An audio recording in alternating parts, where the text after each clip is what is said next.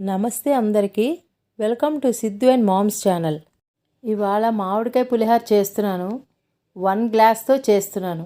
ఇవి చిన్న కాయలు కాబట్టి 2 కాయలు తీసుకున్నాను. అయితే పుల్లగా ఉన్నాయి, సరిపోతాయి. ఫస్ట్ చెక్కు తీసుకోవాలి. చెక్కు తీసాక ఇలా తురుముకోవాలి. పులిహోర పోపు చేస్తున్నాను. అందులో 4-5 టేబుల్ స్పూన్స్ ఆయిల్ వేసి అది వేడెక్కాక అందులో 3 టేబుల్ స్పూన్స్ పల్లీలు వేసి వేచాలి. శనగపప్పు 1 టేబుల్ స్పూన్, మినప్పప్పు 1 టేబుల్ స్పూన్ వేసి కొంత వేగాక ఆవాలు 1 టీ స్పూన్,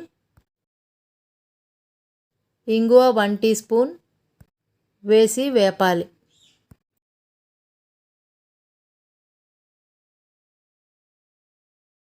అందులో ఒక 4 ఎండుమిరపకాయలు ముక్కలు చేసి వేయాలి. తర్వాత కరివేపాకు, పచ్చిమిరపకాయలు వేయాలి.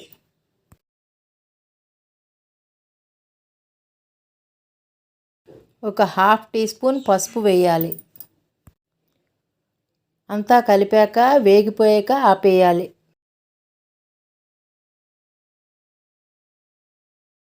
ఇక్కడ ఒక ఇంపార్టెంట్ విషయం ఏంటంటే, అన్నం ఉడకగానే ఈ వేడివేడి అన్నంలో ఈ మామిడికాయ తురుము కలపాలి. అప్పుడే ఈ మామిడికాయ యొక్క పులుపు, జ్యూస్ అంతా అన్నానికి పట్టి టేస్ట్ చాలా బాగుంటుంది.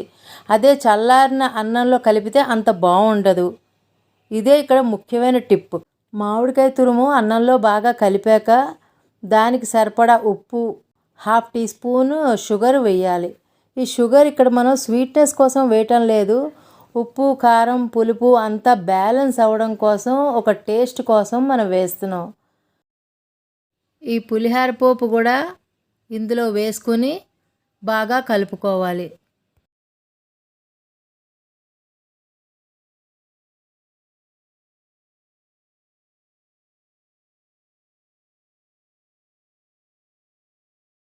అయిపోయిందండి, మామిడికాయ పులిహోర రెడీ.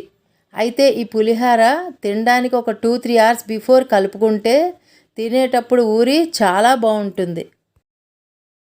ఈ వీడియో మీకు నచ్చినట్టయితే లైక్ చేయండి, షేర్ చేయండి అండ్ మీ వాల్యుబుల్ కమెంట్స్ నాకు తెలియజేయండి.